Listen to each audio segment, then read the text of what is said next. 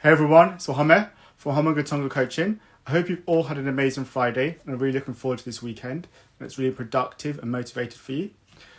Welcome back to another episode of Business Conversations where we interview the most successful people across various industries, from business owners to entrepreneurs to authors to influencers to coaches and various other people across various industries. So today we're lucky to have Andrew Miller, successful transformation coach and a best-selling author, and he's going to be sharing his experience, how he managed to create a successful business, the pitfalls he faced, challenges he faced, and providing you with much wisdom and knowledge so that you can pick up any tips, mistakes that he made along the way, so you don't have to face the same kind of mistakes. So we are very honored to have Andrew here tonight, and he should be joining us any minute now. Just in the meantime, hi Pranik, hi Mr. A. Hope you guys are doing well. Okay, just waiting for Andrew and then we shall begin.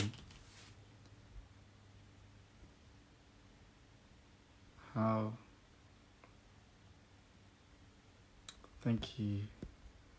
You are welcome.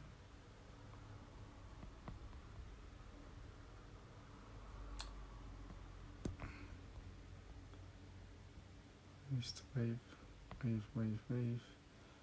Just waiting for Andrew to join us and then we will begin the interview.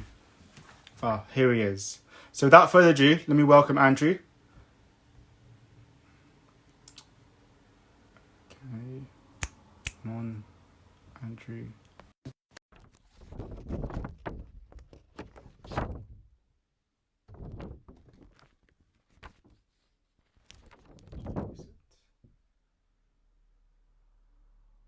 Andrew, did you accept the request?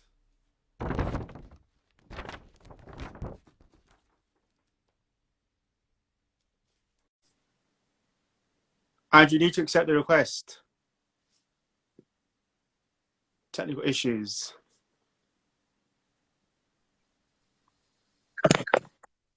Andrew? Yes, thank you. Thank you for having me, Wahome. Thanks for being here. Pleasure to have you tonight. Yeah, thanks. So we'll get to the first question. So tell us about yourself. What is your background and how did you decide to get into your business? All right, for me, we've discussed this briefly, and I originally from the Caribbean, St. Vincent and Grenadines. I spent a lot of my time back and forth between America, the USA, New York specifically, until I decided to leave the Caribbean to go to New York, and somewhere along the line, I was excited after a period of marketing. I came over to this country, and I took it from there. When a period of time here in the UK, I started working with the homeless, trying to help them into resettlement, getting them back into society. And so for about 5 years, I was volunteering my time, giving them life skills training based on the leadership training I've had in the past. So what was the idea behind your business? So, like I said, it started off this whole idea of life skills and helping people. I'm very, very, very keen on helping people, and sometimes we have to be mindful of that. That idea and volunteering evolved into the form of a book. After several years, I became an author. And produced my book, and so I was excited about a lot of stuff, including marketing, until published my book, I was feeling like I was going to be stuck until I met big business events, and they changed my whole perspective, where I decided now to drop all that stuff and find a way to market my book. And in so doing, I started looking at how can I help more people on a larger scale, and that's what my training, my coaching has actually taken me through. Can you explain more about the book? What's the book about and how does it go about helping people? So my book is it's called the Knowledge Cube Concept. It's about igniting your passion to become successful. And I have a series of topics in there, things that I've done with clients over 7 years, with people in different countries and different levels, and I condense a lot of this, so that you get a little nugget of some of the things I can do, I've done in the past, and I'm doing now. And so from that book, there's aspects of it where I decided to create a company where I could work with young people, and where my background and my experience, I could work with mothers and families. Okay. And so obviously there are many other people who might do similar work to you or work around like transforming lives, especially for young people or mothers. Can you tell us, in terms of your brand new vision, what is it that you believe that sets you apart from your competitors?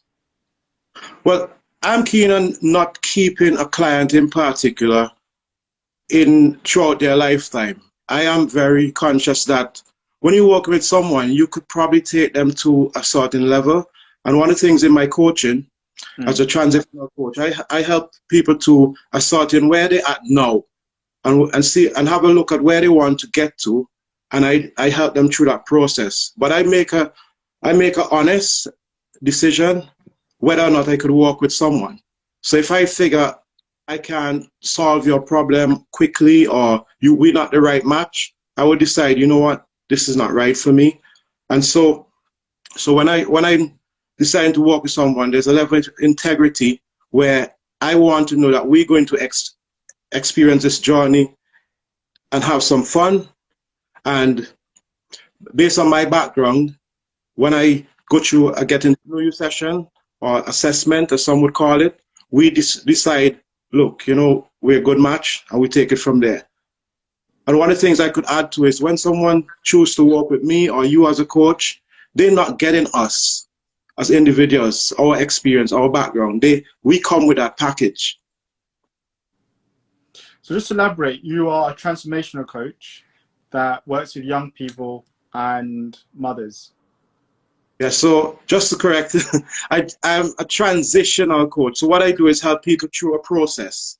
Some people say transformation, where I know they're transformation coaches, and once I speak with them, I understand what they do. But one of the things that I do is when I work with you and sorting where you are now, you are going through some changes, but I am actually taking you through a stage, through steps, and you're transitioning from one mindset into another. So the whole idea of transitional coaches, especially with young people, and I say I work with tweens and teens specifically because from 11 to 16, they're going through a period of puberty, of a range of things throughout their education, at home, their family setting, and I'm helping them through that process. So they're actually physically and mentally transitioning. And the same thing, as I said, with mothers. I like the idea of working with mothers. I know I have a background with my mom where we've journeyed, and I know some of the things that was lacking, some of the things I lacking, and I have my wife. Listen, Andrew. Hi? Andrew, your signal's going. Are you there still? Yeah. So your signal was going. We lost what you said. Can you repeat it? Okay, so I'm saying when I'm working with a mother, I know I'm using my background and also using their family her family setting, and what the relationship is with her child, her children, and I'm using that and work with them parallelly. Okay. And so what do you wish you had known when you first started out that you know now? To be honest, you know, my coach Ross told me one time, Andrew, coaching is hard work. You've chosen to do an area of expertise that is not easy. And I'm certain, you know, some people think there's so many coaches and they don't know the work that we put in sometime. But one of the things, I put in everything when I'm working with someone. I'm dedicating my time, my life, more or less, to them during that period of time. And of course, part of the aftercare. So it is hard work, but we have something, and I believe I have something very special about me, where that caring nature, where I want to help people, but at the same time, we have to live. What do you think is like the biggest challenge you personally faced when you first started, and how did you overcome it? I had my own fears. I did not select a coach at the beginning, and I realized, you know, I had a lot of leadership skills, I've been mentoring people, but one of the things I've realized that in different aspects of our lives, we need coaches or guides or teachers. We call them consultants. And I like to think that a doctor, you know, a pediatrician don't go to a dentist, right? Unless he needs help in that area. Doctors go amongst themselves, but we have to be coached as well. And one of the things I did very early is I become coachable. I had my mentors, and so for me, I think that's one of the main things. I needed to have a coach, and when I didn't have a coach, I realized that I was lacking in something. So what do you think a coach has done for you? Because I think a lot of businesses, or a lot of business owners fail to get a coach because they have the idea they can do it all themselves, or they don't want to look as if they don't know what they're doing. So what has a coach done for you in terms of allowing you to go to the next level? It's very tempting, I find, not to go after a coach when you feel confident, you feel like you know it all. But one of the things I recognize and I respect is that, you as a confidence coach, I remember the first time meeting you, and how you have evolved. Something evolved you, and you have a specific expertise. The same with me. And in different aspects of our life, we need help too. We need help. But when we go out and try, and look at work with other people, we are bringing a level of expertise to them that they didn't have. So we all have our I should say, our areas for improvements. And so we need that guidance. And of course, coaches, I would not see like a coach unless he or she has done the journey and transition himself. So for me, I think I need to follow in footsteps. And of course, when you find someone who's successful, they leave clues, they leave a trail, and they know what they're talking about. So for me, I would say a coach has helped me to lift me and take me up on a higher level. And that's what I find with different coaches, that if there are different levels where you hear, I might be coaching someone here, they're coaches at different levels, and I want to get up there. I totally agree with you there. I think that's underestimated by a lot of people, the benefit of a coach. So how's the business grown over the past few months? Over the past few months, I've really had to do some quick adaptation. One of my coaches, my higher level coaches, of course, Adam, I took an entire month just listening to Adam with a month of lives where it was changing me, because I came into this new year 2020 and I wanted to bring in something new, and something was lacking. But working with Adam, working with Ross later on, but they get me back on track, and I realized that, look, you know what, I wanted to launch a business, and I decided to launch Secure the Knowledge Cube speaking with my accountant and everything. But one of the things especially that's changed, of course, I started set up different joint ventures, and I've had to take things a bit, take different turns because of situation now, and of course going online and using social media has become prevalent. Yeah, I think that the role of online and being on social media has actually changed the way business operates, because especially now in this climate, like if you're not online and you're not doing social media, then it's going to be hard for you to get your message out there to people. So can you just explain, like, what has social media online done for you in terms of like helping your business grow? Well, one of the things, work with, again, I always refer to my coach because I've seen the importance of them. But me, I've reached out to you at different times in your expertise, with your own social media marketing and your processes. And I was focused elsewhere. And one of the things I've realized that by re-engaging with people in the current climate, by going out and following up with people who I have even spoken with for some time, they start getting excited, they start engaging. And I find that I've been able to create and reach larger communities on a global. And so what is the unique skill that's helped you become successful? Of course, as an author, this book has actually taken me into some places and taken me at a different level. But I've come from background from, I was on the street for a little bit, yeah? I'm not the youngest person, I'm not as young as I look sometimes, but I came from the streets. I've worked with young people. I've been to different countries. I leave the Caribbean. I went to Florida, then New York, then to London, and those movements, I didn't have like like the guidance to do it. I just pick up and I made the decision to do it. Of course, business and different things and relationships helped me to make that kind of decision. But I just pick up and just start all over. And it's not easy to start over quickly, but I've started over and find my footing in every environment I've gone in. And that for me is unique. I'm persistent, and that's one of the things that I maintain, that I'm persistent in whatever I do. I think that's a good. It is important. I think that's a good skill to have, to make sure that you are consistent in everything you do, because that means that people know what they're going to get from you, and they know they're going to get a certain level from your services. And I think a lot of business, when they are not consistent and they send out mixed messages, it's very hard for clients to relate to that company and really know what they're going to get from that company, and so they'll end up going elsewhere. Definitely. And so, what is it that really drives you, motivates you going forward? I believe my reason why, my reason why is one of the biggest thing. I've been hearing this for the last 17 years. Started off with network marketing. My mentor at the time, he said, you need to have your reason why, and we spent so much time with that. And I think for me, the thing about it is that sometimes we have a reason why, and we have to keep changing it because our circumstance change, our situation change. And of course, when I had, different family setting, my reason why start changing around that. So of course, my reason why has always been a thing that drives me forward. Thank you. And what is the key for you to build a strong relationship with clients? You have to care. You have to care about your clients.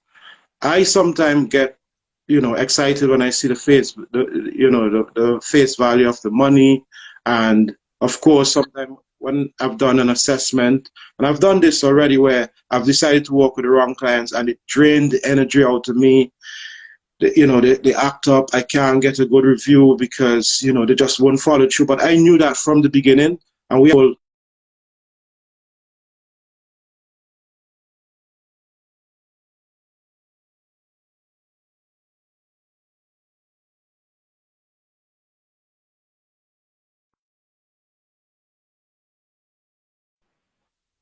Are you there? Yeah, I was. Oh, I lost. Yeah. So you were saying. Yeah, so I was saying you have to be mindful and as a level of integrity, work with the right clients.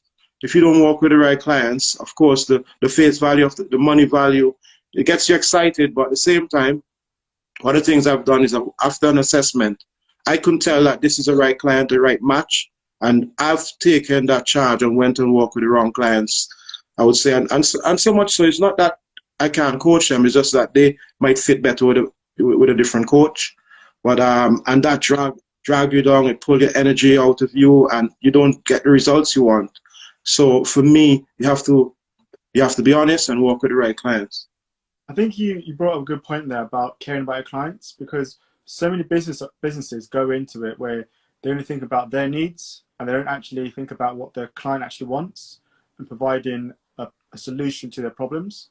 And so obviously that causes like a disengagement with the client, because the client feels like this company doesn't actually get me. They don't actually know where I'm coming from. They don't know my pains and hurts. So I think like it really is important to be client focused and not think about what you need, actually what the client needs. Definitely. So what advice would you give to people who are thinking of starting a business, but they're too scared to make that first step? I'll tell them up front, look, you have to be coachable and you have to be willing to invest in having a coach. And if they're not willing to do that, I just let them know, stop fooling yourself. You're going to make the biggest mistake. Yeah, I agree with you. I think that is true. Like, even for myself, like the importance of a coach really will take you to the next level. It'll allow you to learn from their mistakes. It'll allow you to really grow, develop yourself, and it'll fast track you. And especially if you're learning from a successful coach that's achieved the results that you want to achieve. and is doing it, because it's very easy to get a coach and get a coach that's the same level as you or below you. And I think like finding a coach that's successful that you can learn from, that's going to feed your mind, is critical component in terms of your personal growth and the growth of your business. Definitely. Yeah. So what do you think is the most common reason why most businesses fail, people give up? For me, I find that people sometimes we don't, if we're not committing to our clients, and we're not treating them the way they ought to be treated. And I say this because of course, my own experience, but big business event has opened my mind and my eyes to a lot of different things. The kind of investment and the value you get there, it's over, it's underrated, I would say, because they give you so much value, and that's one of the things that I've give value and give more. I think sometimes some businesses just do a transaction, and I think in our area of work, we can't just try to do a transaction like we sell in a product. We actually sell in an experience. Yeah, that's again true. Like it is, you want to be given as much value to the clients as possible, and give them an experience where they want to do business with you, they want to come back and buy from you. And it's very easy to just put out products and only care about the profits and actually not care about the service you're providing clients, because that's what will encourage repeat business, and that's what will encourage fans of your services, because that's what you want. You want fans rather than just people who buy from you. Yeah. So we can't not talk about COVID-19 because it's obviously affecting many businesses. It's causing some business to go out of business. It's really hitting people financially, and it's causing the landscape of many industries to change the way they function. So what has COVID-19 done for your business, and how has it caused you to adapt in order for you to remain competitive? So before I had to adapt very quickly to the current climate, I was on the verge of having physical locations already secured. Everything was in place to have homework club, knowledge group homework club, to have another joint venture, and we had to make a U-turn on that. I had to adapt quickly to keep things moving, and still those plans are still there. However, I'm able to take it on another level now. So quickly speaking to my coach, getting on track, having discussions. And of course, looking at what you've been doing, it's not thought, you know what, I need to have a different direction here. I need to take this to the social media channels. I need to go out to my reach, my communities, etc. And so by doing so, I was able to reconnect with a lot of people and create I think a wider bandwidth. So we've obviously seen like there's a drive now for many businesses during the COVID-19 to becoming online and also increasing communication. Like, have you noticed the need to increase your communication and actually have more of an online presence? So I've actually been following up, like I said, and I've actually been trying to reach out to more people who's been more or less fans, and I think I neglected them, getting all excited and in different directions. But now trying to reach out to them, just checking in how they're doing, and one of the things I've looked at this, the current climate, COVID-19, is that this is happening for us and not to us. And I hope I don't upset people by saying that, but this is actually happening for a lot of us. And it's up to us, in whatever field we are, to adopt and to make the necessary changes, because the change is inevitable. It's going to happen nonetheless. Yeah, I think it's true, because like COVID is not going to last forever.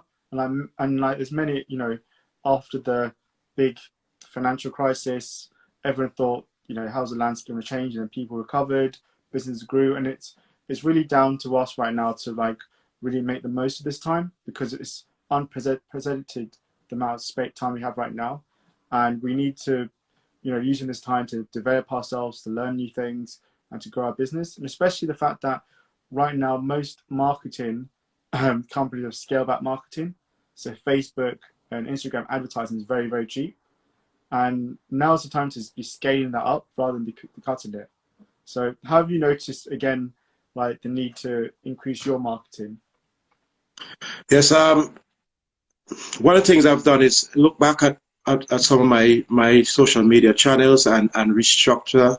I have actually made some huge changes on Instagram and Facebook in particular. Of course, part of that guidance came from my coach as well, as to what's the best channels to work with. And of course, reaching out to people, finding out how they're doing, if they're safe, if they're okay.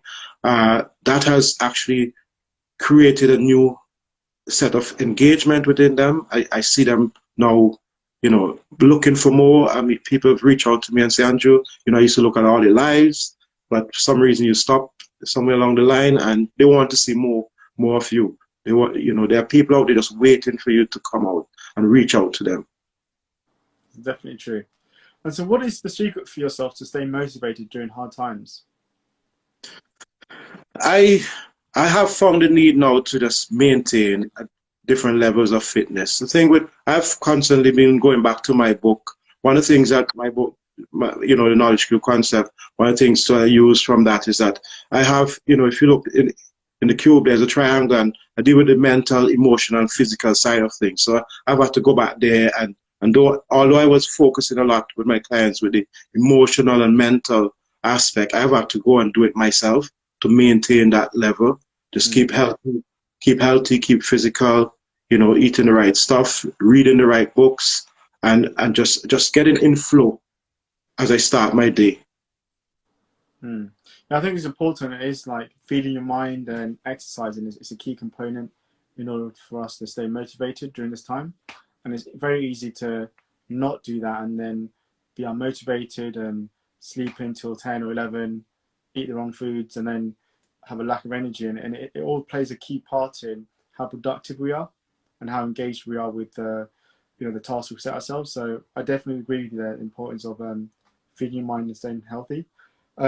So what's been the biggest failure that you faced, and why did you think it came about, and what did you learn from it? I find for many years I've actually taken myself to a stage where I've pushed myself so much, so thin, that because I want to help so many people, I want to do so many things, and coming from a network marketing coming from business background, I've had a setting where I've had teams of people I work with, and by not having those teams and those other people to work with, I still want to do this vast amount of things, and I want to do things on a larger scale. And really and truly, I need to kind of just scale down, focus in. And so by drawing myself thin, it's been a struggle. I feel like I'm just dragging everything along and I'm not moving forward. So for me, I've had to make some conscious decision to focus, stay more focused, be more focused. And so what do you think is the biggest challenge facing your industry currently right now? I think people, in the same way as I've done, we have to focus on our whys. Why are we doing this? I've seen the roller coaster when I chase after different things during coaching, during my business. I've seen where I shift away from the why. Why did I do this initially? Why am I actually doing it now? And sometimes we have to take ourselves back to that level where we've had some highs and go back there and see highs and lows as well. Go back and see where did we go wrong? Why did we leave, more or less that framework, and go back and revisit our whys? Sorry, can I add to that? There's a lot of business, as we talk about social media, a lot of people are getting out there, and I don't know if sometimes they don't know what they're doing, but some people are just going out there all excited and going crazy, but it's important that you really focus on what you're doing. So are there any resources that have really helped you along the way in your journey? Definitely, yes, sir. I have my small library here. I've been, a lot of my development, my leadership development, and personal development has come from books, reading, and of course, as time move on. I went into audiobooks, but I didn't want to recommend a book in particular, but I could say some of the leaders that's really driven me is it's like Earl Nightingale, Napoleon Hill, and John Maxwell. Those are some key people that, I listen to a lot of Les Brown stuff, but what I'm saying, those are key people, pioneers, I call them, who has actually helped to drive me. Again, yeah, I think you're highlighting the importance of, again, feeding your mind and making sure that you're learning new stuff and investing in your own personal development. And I think a lot of people tend to neglect the importance of investing in themselves. They don't have it part of their budget, like their own education, their own learning. And so that's like, I think, a very key part in any successful entrepreneur, business owner, is that growth and that continuous developing themselves. So I like the fact you've highlighted that again. And so this is a two-part question. So the first one is, what next for you? And the second part is, how can people reach out and work with you, contact you? All right, so for me, I've believe my focus now is just working with clients who, the best clients, I would say. And of course, I don't mind having conversations. I will have more conversations, but it's working with the best client. My reach is, I'm all over social media, ACM Miller Coaching. I'm also, on Amazon. My book is there, The Knowledge Cube Concept, Andrew C.M. Miller. But, when you go to my social media channels, the intention is that you find me, find my book there. Thank you. So if anyone is really looking to work with Andrew or get some more support, then I definitely advise you to reach out to Andrew, because he can definitely help you there. So we know what you're very good at. What are you not good at? Give us one personal thing you're not good at. One of the things I'm not good at is sometimes getting things done in a timely fashion. I mean, if you look at my schedule during the day, I sometimes double it, and sometimes I get through it. But what I like the idea of fulfillment, and I set targets all the time. Some of those targets are not within the right time frame. I get the stuff done, but I worry for myself sometimes that I'm still going to drive myself thin. So I always have to be mindful. And one of the things I do to change that is the time. When I use the timing factor. So my days, when I start the flow of my days, it's divided into morning, afternoon, morning, lunch, afternoon, evening. And I try to do 3 tasks, but sometimes those 3 tasks could turn into 5. And when I push it to 5, because I want to get so much done, is that I struggle and I want to feel fulfilled. And if I'm not getting those done, sometimes the fulfillment is not there. So especially now, current climate, going out and see, I'm able to appreciate the simpler things now in life. I could hear birds singing, I can look at ducks in it, that's the thing. So for me, I'm very mindful now that, I have to keep within that time frame as such. Thank you for that honesty. It's good that, there are a lot of people who definitely struggle with, balancing their life and making sure they have time to really provide themselves with self-care. And I think that is very vital, like to have that time to refresh yourself and nourish your body, and so you can come back stronger. So what's one final piece of advice you'd have for any business owner or person wanting to start a project out there that's what kind of advice would you finally give them? Definitely get a coach. They have to speak to someone, get some guidance. Of course, I believe in doing things, taking action and doing things quickly and for yourself. But when you want to move different levels, and for me, I go back to the example of I was ready to publish my book, and I realized that, hey, I was going to publish a book here, and what was I supposed to do? I didn't have a book dealership, I didn't have, anyone to really go to. And then that's when I met Big Business. I met Adam, and I think I look at Adam as a higher level coach, as I said. And for me, that changed my whole perspective. And it's been less than a year, and I've been able to recreate a brand I'd be able to create a business. I've been able to do everything different since meeting them. And, how could I not credit my coach? Ross being there, he cares. And one of the things I realized that if you're not reaching out to your coach, it's like they'll think that you're all fine.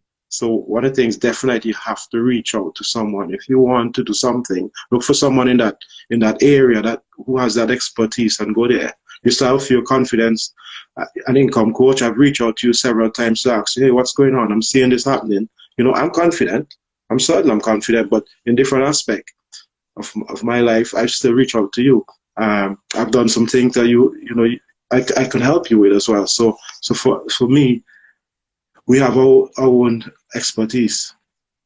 Yeah, I think I'll finish on the fact that the importance of surrounding yourself with the right people and using your networks around you, because you need to surround yourself with people that have the same mindset as you, have that same ambition, that are successful, that are going to be allowing you to feed your mind with useful things. So it really is important that you make sure your inner circle are people who are successful and that ambitious, and also then you utilize your networks. So like you're saying, there's people with other expertise that you'll be able to use that will allow you to have a larger skill set and learn new things. So to actually really utilize that. Okay, so other than that, so thank you for your time tonight, Andrew. It's been really insightful, and it's been a pleasure to hear about your journey and how you overcome challenges to become a successful person in your own right. So we wish you the best of luck with all your endeavors, and we look forward to your journey of the next year, because we can definitely feel that you're going to go into big things. And for everyone else, as I said, if you really enjoyed tonight, we're going to have more interviews coming up. And if you want to work with Andrew, I advise you again to reach out to him. Otherwise, I hope you all have a great weekend. And Andrew, I hope you have an amazing evening and a great weekend. And I'll see you soon. Definitely. All right. Yeah, bye. Bye.